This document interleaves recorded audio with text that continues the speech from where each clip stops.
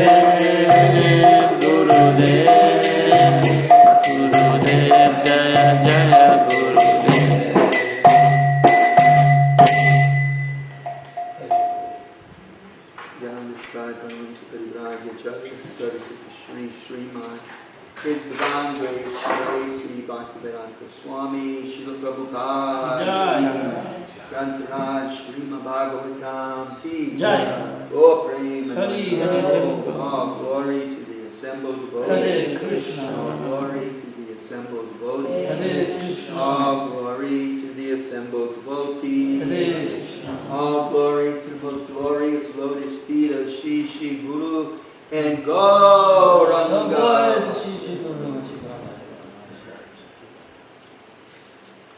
Om Namo Bhagavate Vasudevaya. Om Namo Bhagavate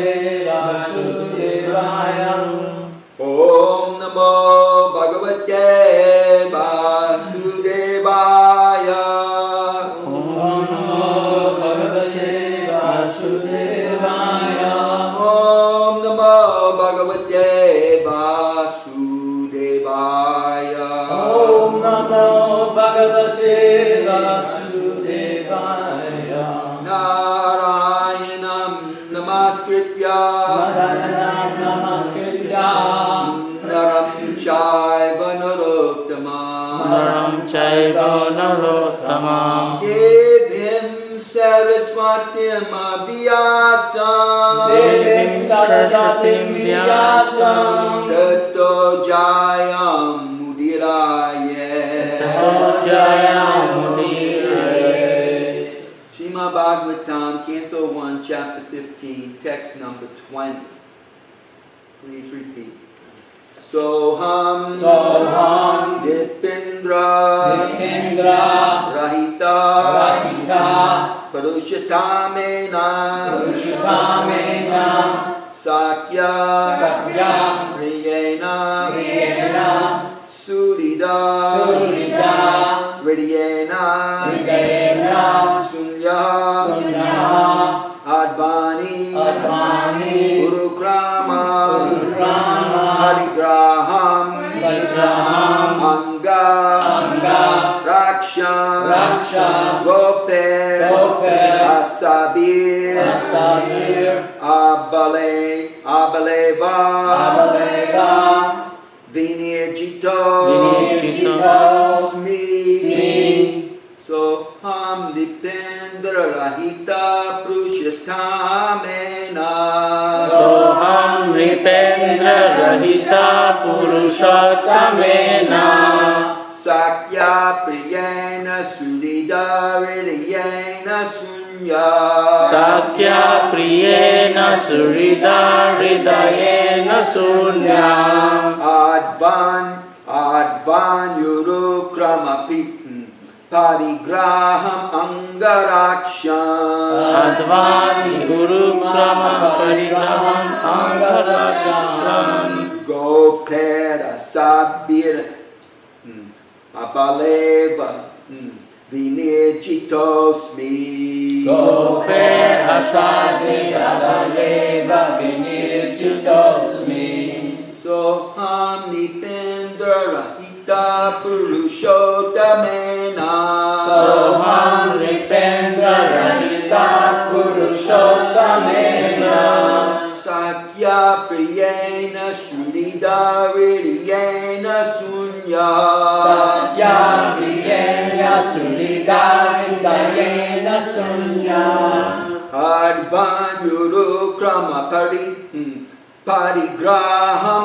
Angaraksham Advan Yurukrama Parigraham Angaraksham Gopera Sabya Abaleva Vinirjitosmi Gopera Sabya Abaleva Vinirjitosmi Soham Nipendra Rahita Purushotamena Soham Nipendra Rahita Purushotamena Sakya Priyena Surida Hridayena Sunya Sakya Priyena Surida Hridayena Sunya Vanyurukrama Parigraham Angaraksham Advani Guruma Parigraham Angaraksham Gopera Asabya Abalevan Vinirjitosmi Goper Asati Abaleva Vinirjitosmi.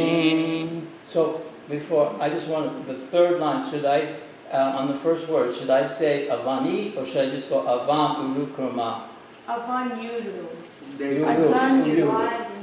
They combine the So, okay, because I kept seeming like I was adding or one behind, a syllable behind or something. Soham Nripendra Rahita Purushotamena Soham Nripendra Rahita Purushotamena Sakya Priyena Surida Hridayena Sunya Sakya Priyena Surida Hridayena Sunya Advan Urukrama Parigramangaraksham Advani Urukrama Parigraham Angaraksham Gopada Sadviva Abaleva Vinirjitosmi Goper Asati Abaleva Vinirjitosmi Soham Nipendra Rahita Purushottamena. Soham Nipendra Rahita Purushottamena. Sakya Priyena Suridharidayena Sunya. Sakya Priyena Suridharidayena Sunya. Advani Urukrama Parigrahamangarakshan. Advani Urukrama Parigrahamangarakshan. Gopera Sabdhir Abaleva Vinirjitosmi. Gopala Sabhira Baleva Vinirjitosmi.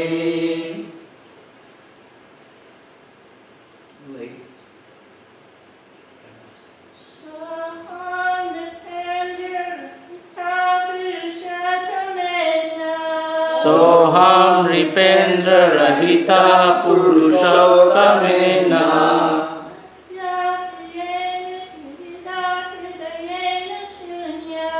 Sakya Priyena Suridharidayena Sunya.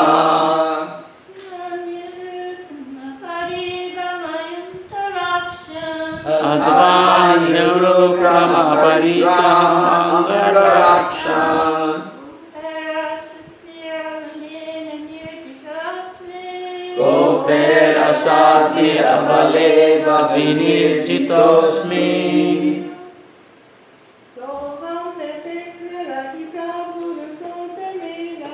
Soham Nipendra Rahita Purushottamena. Sakya Priyena Suridharidayena Sunya.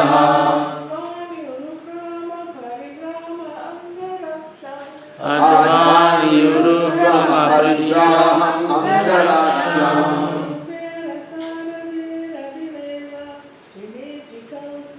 Gopala Sabhira Baleva Vinirjitosmi. Soham Nripendra Rahita Purushottamena. Soham Nipendra Rahita Purushottamena. Sakya Priyena Suridharidayena Shunyaha. Sakya Priyena Suridharidayena Shunyaha.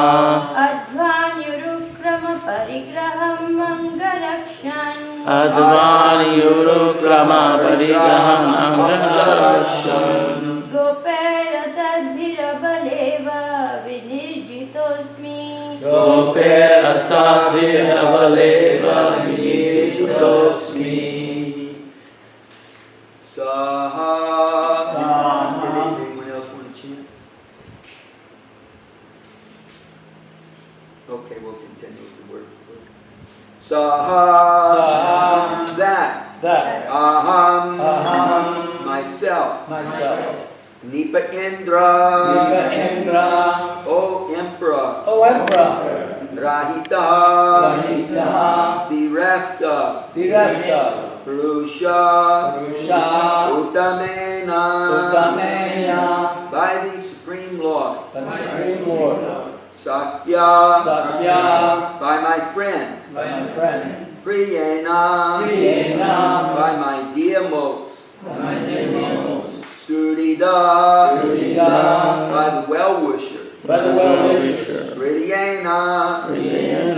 By the heart and soul. Sunyaha. Vacant. Avanti. Recently. Guru Grama. Parigraha. The wives of the all-powerful. Anga. Bodies. Rakshan. While protecting. Gopai. By the cowherd. Asabi. By the infidel. Abala. Eva. Like a weak woman. Vinirjita. Asmi. I have been defeated. I have been defeated. O Emperor. Now I am separated from my friend and dearmost well-wisher, the Supreme Personality of Godhead, and therefore my heart appears to be void of everything. In his absence, I have been defeated by a number of infidel cowherd men, while I was guarding the bodies of all the wives of Krishna. Please repeat. O Emperor, now I am separated. By from my friend and dearmost well-wisher. The Supreme Personality of Godhead. And therefore my heart appears to be void of everything. In his absence, I have been defeated. By a number of infidel cowherd men. While I was guarding the bodies of all the wives of Krishna.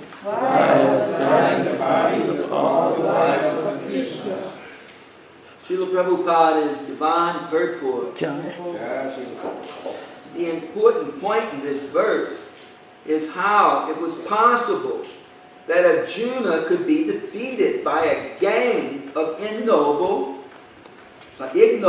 cowherd men, and how such mundane cowherd men could touch the bodies of the wives of Lord Krishna, who were under the protection of Arjuna. Srila Vishwanath Chakravarti Thakur has justified the contradiction by research in the Vishnu Purana and Brahma Purana.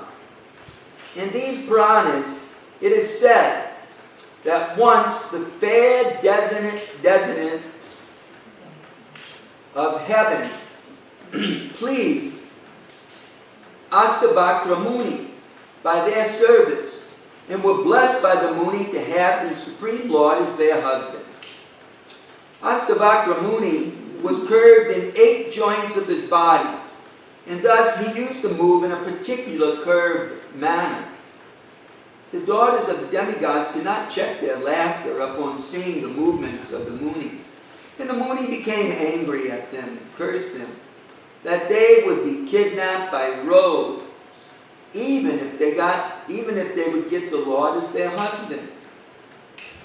Later on, the girls again satisfied the Muni by their prayers. And the Muni blessed them that they would regain their husband even after being robbed by the rogues. So, in order to keep the words of the great Muni, the Lord himself kidnapped his wives from the protection of Arjuna. Otherwise, they would have vanished from the scene as soon as they were touched by the rogues. Besides that, some of the gopis who prayed to become the wives of the Lord returned to their respective positions after their desire was fulfilled. After the departure of Lord Krishna, he wanted all of his entourage back to Godhead, and they were called back under different conditions only.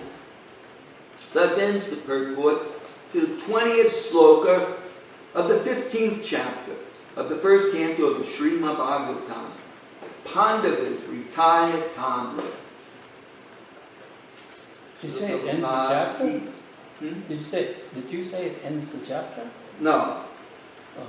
No, I didn't. I said Pandavas retired Tamra. No, I didn't say it before that. I don't think I did.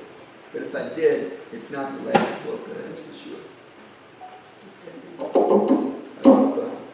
In humble and respectful obeisances to His Divine Grace, Srila Prabhupada, who has forced our eyes open, even though they were glued, shut, taped shut, mortared over, bricked up, and God knows what else, closed behind very powerful doors, by the veil of Maya. we offer our obeisances to him because somehow ever he has opened our eyes. So it's interesting. We have to understand how independent Krishna is. He does what he wants, when he wants, however he wants. You know, in his own rhythm and mellow. And really there is no one that can do anything about it. So just as his wives were kidnapped from Arjuna by he himself, but you know, Arjuna at this time, you can imagine his plight. He must be the most morose person on earth for yugas and yugas to come. Because you know, he's a mighty, powerful hero. We've been hearing how great Arjuna is. He's one of the heroes of the world throughout time. People in the Western world are just learning about him. But you know, he goes far beyond most other heroes. He's like the epitome of heroism. And then, you know, he's defeated and he doesn't realize, you know, why and how. All he knows is that his dearmost friend has left, and the first time he is tested, nothing works. The same powerful, empowered bow that he has used to kill the Nimikavachas and numerous other powerful warriors and other heroes, just didn't get the job done. It was the same arrows, same chariot, same horses, everything the same. But because Krishna has left, Arjuna now found himself incapable. So it must have, we can imagine his deep despair. It must have been tremendously overwhelming. So when we reflect back on this chapter and we remember how he appeared before Yudhisthira, and you know, Yudhisthira had never seen him in that condition before, even though they had been in numerous very despairing situations throughout their lives. But this was the most depressed that he had ever seen his brother. And now we can understand why. You can just imagine how he felt. He'd been given the job of guarding Krishna's wives. I mean, what could be a more valuable and important service to the Lord? And he failed as far as he was concerned. So, pretty depressed. We can understand that when Lord Krishna wants to take someone, no one can keep him. And we can further conclude that externally we may not recognize the will of providence. It may seem like an ordinary heart attack. It may seem like an ordinary automobile accident. It may seem like an ordinary disease. Or it may just seem completely untimely. But when Krishna wants to take his devotee or anyone else, you know, we're gone just like that. So of course it's very auspicious for a devotee to be, you know, with you know, Krishna's blessing. You know, if Krishna wants us to come somewhere, then you can imagine it's different than what we do externally. You know, we may see the body lying there, and you know, it's been run over, or it's been, you know, it's coughed itself to the very end of life. And we may think, oh, what a horrible, what a terrible death. But in reality, we can conclude with transcendental knowledge that the soul must have leaped from the body and join hands with Krishna or his devotees or the devas, whomever was sent to pick him up. In Dhruva Maharaj's case, it was the Vishnu Dutas. He spoke to them. He asked about his mother. His mother had already left. So, you know, it's a very auspicious thing. to leave the world. It's said that the time of disappearance is much more important than the time of appearance. When we appear, when any great devotee appears, the future is unknown. So it's just an appearance. It's not until they disappear that we know the value of the appearance. So the Lord's supreme independence can be documented in the pastimes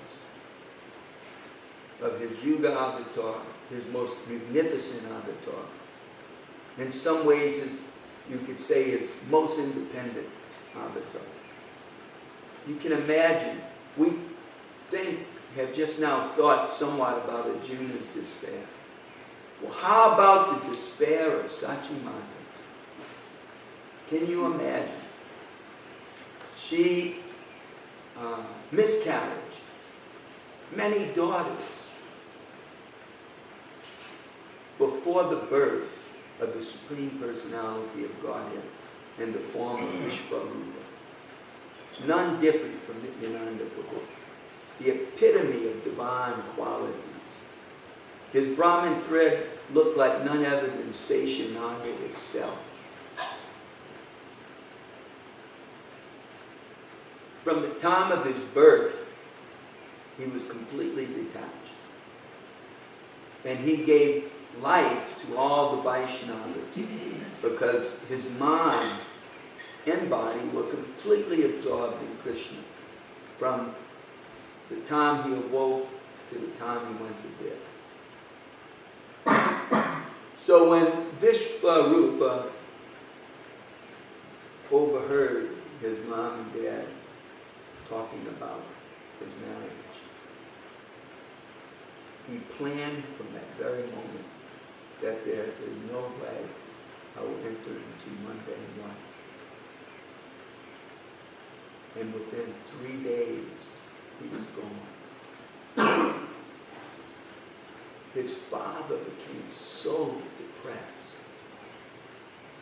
It's only comparable to Dasarath or Hadai Pandit, the father of Nityananda Prabhu, when he left. His father was aggrieved, his son that he had raised, that, he was so, we can use the word proud, so proud of, he loved so much, was now gone. And, Sachimata, of course, also grieved. But that's not the end of Sachimata's grief. Because some days later, Jagannath Mishra left the world also. And all she had was baby Nima. And the only thing, not baby any longer, but young Nima, the only thing that the people could say was, "Oh, Sachimata, look at this boy that you have. You were so fortunate. Don't worry. Just take your son. You are the most fortunate lady in the world." Sachimata's grief was so great that if she didn't see Nimai for a moment, she would become blind. She couldn't be without his presence for a moment, for even a moment. And Nimai, who enjoyed so much independence, in fact,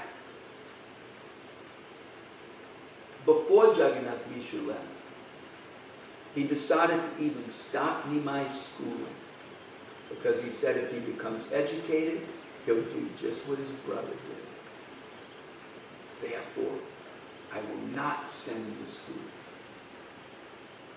And he stopped his schooling. And Nimai decided that he was going to be a bad boy. And he caused all kinds of havoc all over night. His father didn't care. Never said a word to him. Eventually, Nimai tricked them all in to sending him back to school, and then Jagannath Mishra left this world. So Nimai again was, a great student. It's a whole class in itself, but it's not going to make the point of his independence. it does make a point of his independence, because just as Krishna defeated all the warriors, Nimai defeated all the Pandavas, even as a young boy. I mean, people feared him coming down the street, because all he would do is embarrass them with his ability to argue with, the superb logic and Shastra. No one could defeat him. Even the Vaishnavas couldn't defeat him. Nobody could defeat him. So you can imagine Mother Sachi's grief and having this wonderful supreme person as her beloved son. But remember, that beloved person is the supremely independent personality of God. So one day, Nimai is getting ready to go to the Ganga and wants to worship Mother Ganga. He says, "Mother, get some type of oil ready for me, and a garland to worship Mother Ganga."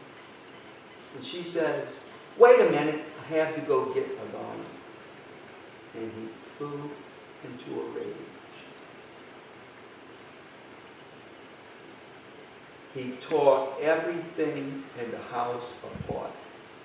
She had different types of dried vegetables hanging from the ceiling. He shaved them down, scattered them on the floor, tore the bags up, and when everything in the house was scattered and broken, he then picked up a stick and took it out on the walls and windows and doors. And when that had not relieved his anger, he went outside and took another stick in the other hand and began to beat a tree. And when he finished taking out his wrath on that tree, he beat the earth until it fell down in the dust and rolled around, and it gradually became dissipated of apparently his energy and just laid there in slumber. Sachimata had been hiding in a corner of the house, afraid to say anything. So she makes her way outside, and picks up the head of her son, wipes off the dust from his body, gradually brings him back. And she came with a garland, actually gives him the garland as he revives. He says, "Here, my dear son, here's your garland. Go and worship Mother Ganga. I will get you something ready to eat." So that he comes back and he takes his books. He's sort of embarrassed, but he goes off to school. When he comes back, she decides to say something. She says, "Son, why did you tear up everything? It all belongs to you. Now what are we going to do? How am I going to make you something to eat tomorrow?" Nimai says, "Don't worry, Mother." Same thing Jagannath Mishra said when she questioned him about taking Nimai out of school. Whatever Krishna wants will be. If Krishna wants someone to be educated, he'll be educated. If Krishna doesn't want someone to be educated, he won't be educated. Krishna, wants us to have wealth, we will have wealth. And if he doesn't want us to have any wealth, we won't have any. Krishna wants us to live, we live. If he wants us to die, we die.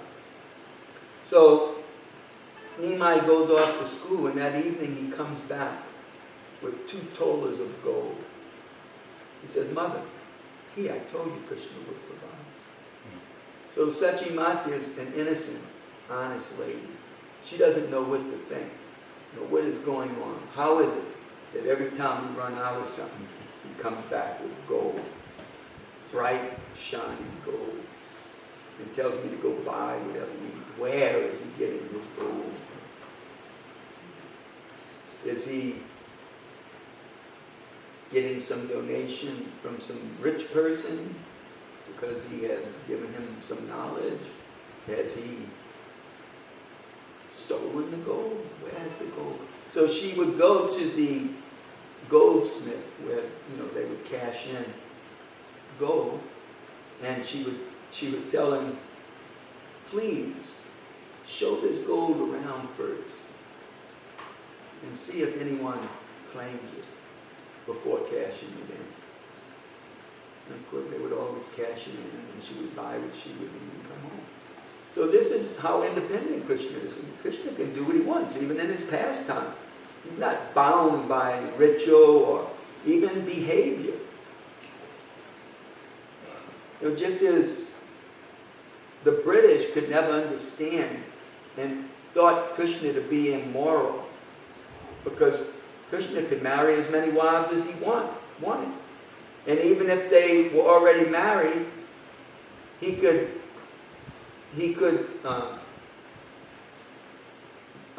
bring them under his influence by the sound of his flute and have them leave home at any time, whether they were cooking, breastfeeding their babies, or lying in bed with their husbands.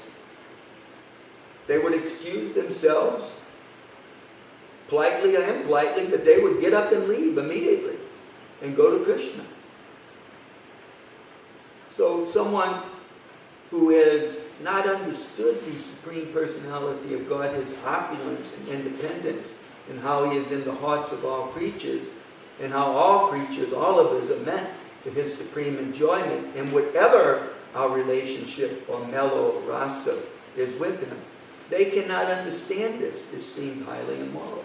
And after all, they wanted to find fault anyhow, because to them, only their book of choice was sacred, and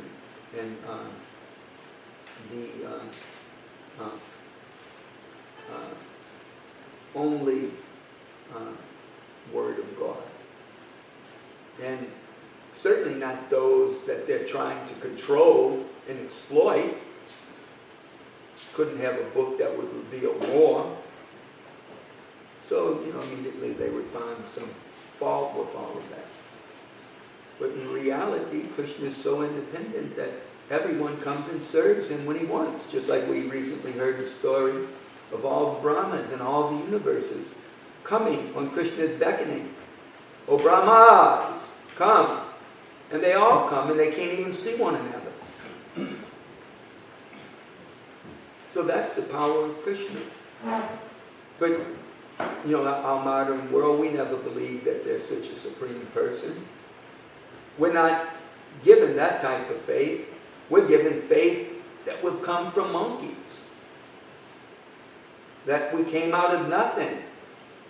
That who knows how the chemicals came about and how they evolved. But, that's what we're given faith in, because it's spoken by our teachers. After all, what we hear from those who are dear to us, and those who, are teaching us basic things in life, like reading and writing, etc. If they say something like where we have come from, then we take it pretty seriously. So, in that way, Maya, or illusion, has indoctrinated us with the wrong view of life. And what people always believed in the past becomes no longer true, because after all, they were just ignorant people. We're the epitome of an intelligent civilization, not the religious people of the past. And then those religious people in a particular part of the world, they believe all the ancients were simply in darkness. Because after all, they said that there were, people controlling the heavens, controlling the planets, the stars, the sun, and the moon, and controlling the destiny of little bitty earthlings. How absurd. Everyone knows that there's only one God who has wound it all up and put it into motion, and it just goes on automatically. And everything really revolves around man. So those ancient people, they were so foolish. And their system of worship was so pagan. But, in reality, we can find truth in everything. So then, what to speak about the most ancient literatures in the world? When we want to find out about things, we try to trace things back. So can you believe there's actually literatures that are the most ancient? And, you know, it's not that they're written in the same type of writing that those people in the Middle East wrote in before the, you know, maybe it was before the Egyptians wrote in those hieroglyphics. I forget what they call that, cuneiform or something like that. What do they call it? Yeah. So, but they wrote in Sanskrit. And of course, they'll never believe what the people say. It's the only indigenous culture on the earth to survive. It survived the Islamic Jihad. It survived the British Raj.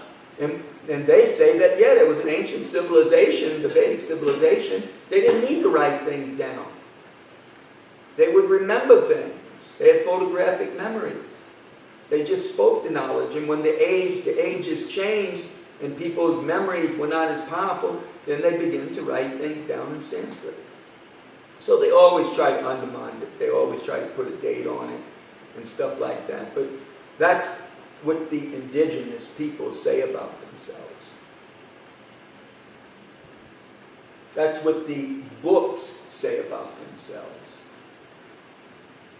But, you know, they don't have faith in those books. And nowadays, the majority of the educated world doesn't have faith in any religious books, other than, you know, for theological purposes. Maybe, you know, if that's what you want to believe explains things at the time of death, all the power to you, because no one else has been able to do it anyhow. We only talk about empirical things that are here on earth, or in heavens that we can see. After death, none of us can see. And, you know, of course, they have different psychologists that try to document people who claim to have past life memories. And, you know, so there's some documentation, some way that they try to look beyond the veil of death, you know, where what happens to the consciousness, what happens to the person. Of course, all this is explained in the Vedic knowledge. And the saints and sages took advantage of that since time immemorial. And it explains how everything comes from the absolute truth, that incomparable source, the Supreme Person. Why wouldn't it be anything other than a person? It explains everything perfectly. It explains why all other people are people, and why they all have so many psychological tendencies and personalities. You know, why people do what they do, because after all, we're all expansions of the Supreme Person. I mean, we haven't seen life come about any other way other than from life. I mean, have you ever seen life come out of something that's not life? I mean, science can't go against what people can practically see. So why would we think that a whole universe has come out of nothing? Obviously, it comes from the Supreme Person. But that person is so tricky, so to speak, or so independent. It does what it wants. He fools who he wants. It's nothing for him to fool a civilization or a world for thousands of years if he wants, because it's all just like grains of sand from his point of view. I mean, everything's eternal. He's just allowing people their independence and their fun, just like parents allow kids to play and do what they want and make believe and do all kinds of things. I mean, they're just enjoying. So if people want to enjoy like that, that's just their foolishness. It's not going to stop what really goes on. And, you know, that is controlled by destiny, karma, you know, birth and death. The person moves on. You know, those who are smart, who actually take seriously the most ancient books in the world, and they can understand what has been explained by even the most recent scripture, or, you know, theological revelation or thesis about the laws of God. You know, naturally explain that, you know, good people are going to get good results, and, you know, bad people will get unfortunate results. And, you know, and that there's a way to get back to our personal relationship with the Supreme, that we don't have to always be devoid of that connection, that inability to communicate with Him. That it's there. And after all, who is He? What does He do? I mean, who does He associate with on a daily basis? I mean, how is He enjoying? If we enjoy like this, I mean, how does He enjoy? And how do we enjoy together?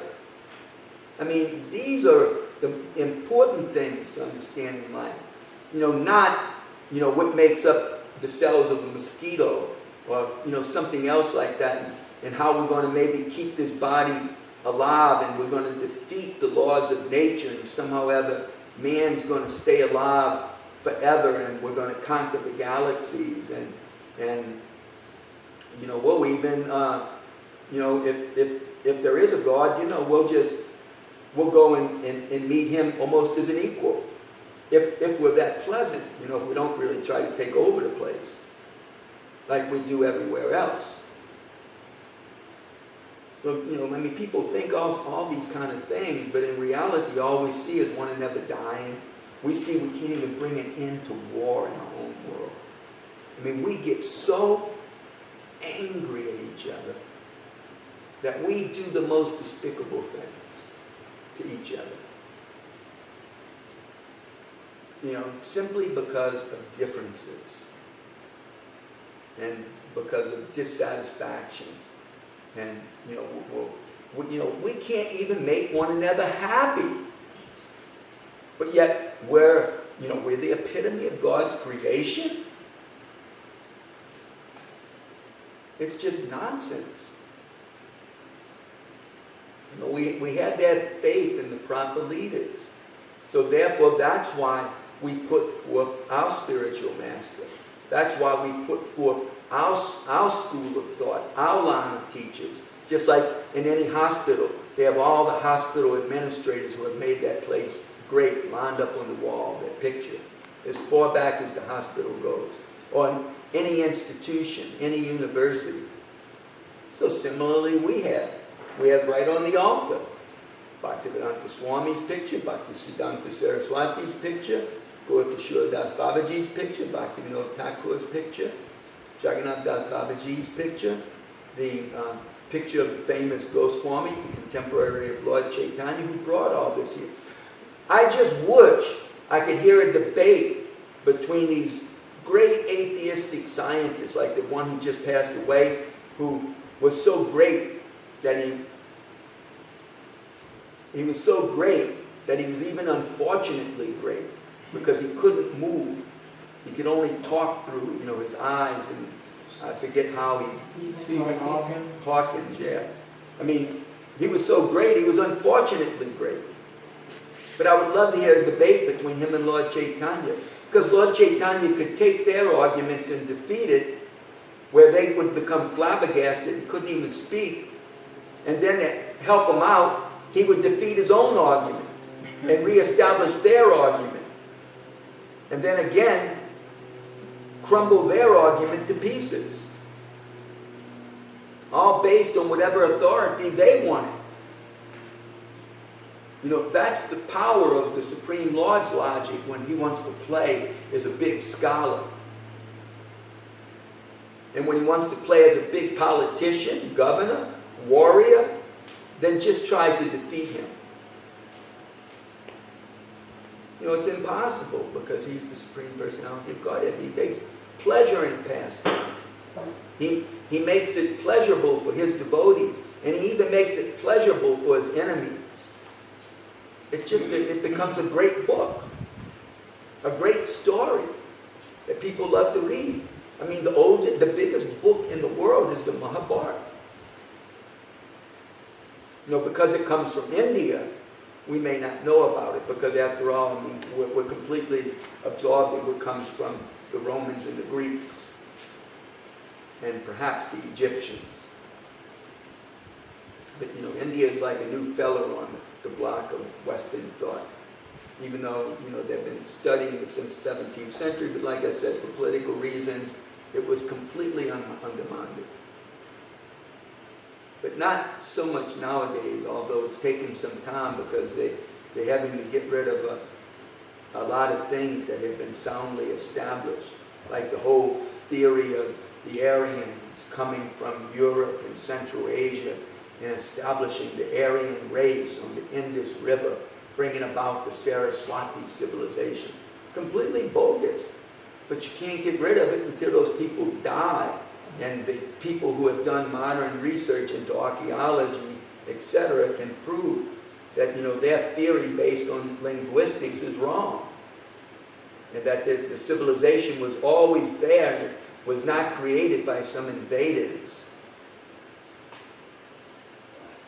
So in time, Lord Chaitanya's movement will continue to grow because the earth has to become better.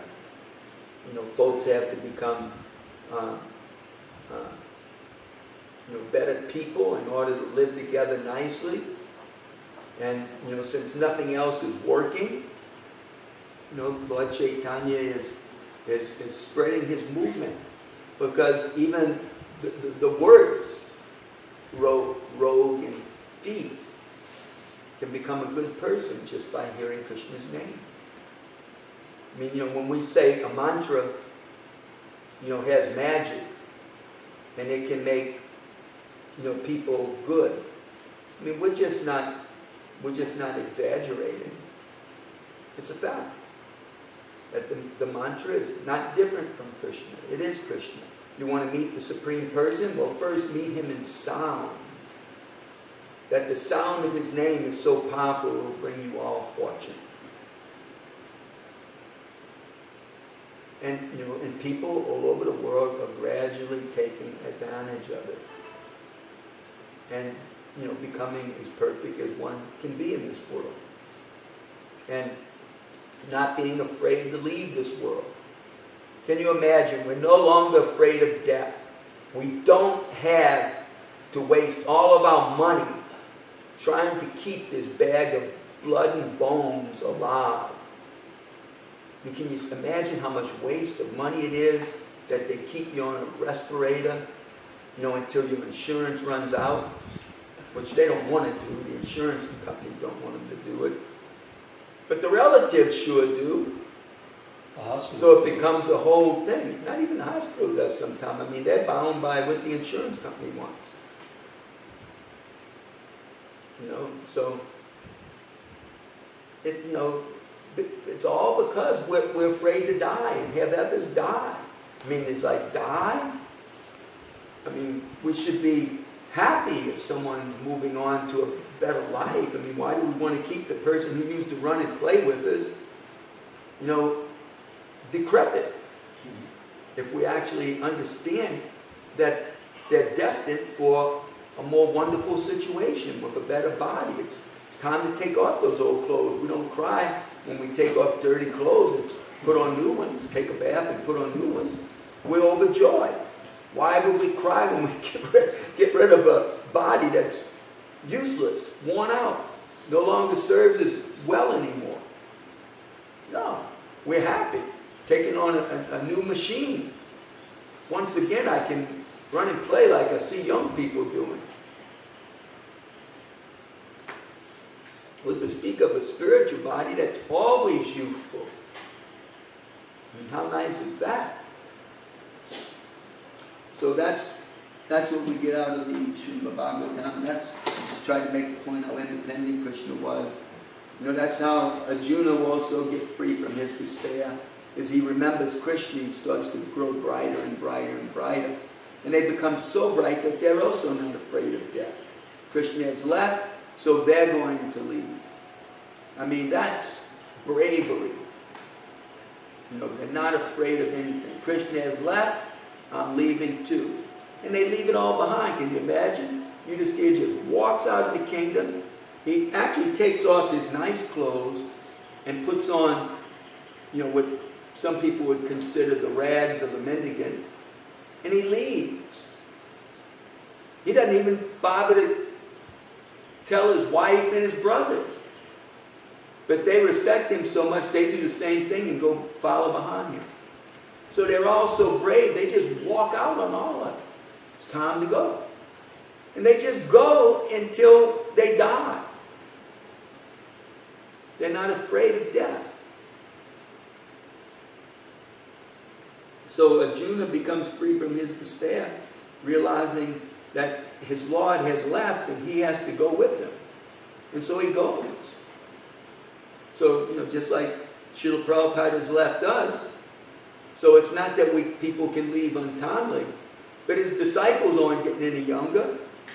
They're leaving too. And we may say it's like this and it's like that, but in reality it's because it's Krishna's will. And it's Krishna's will that all of us will leave. So it's how we leave that's important. Are we going to leave bewildered? Or are we going to leave in knowledge, wisdom, where we can practically see the door opening to an auspicious world and not be not knowing what's going to happen and then having to be afraid if it's not exactly what we want. Okay, so before it gets too late, I'm going to go ahead and stop. Is there a question or a comment or anything before we take our leave in Krishna's temple and break fast? Srila Prabhupada ki jai.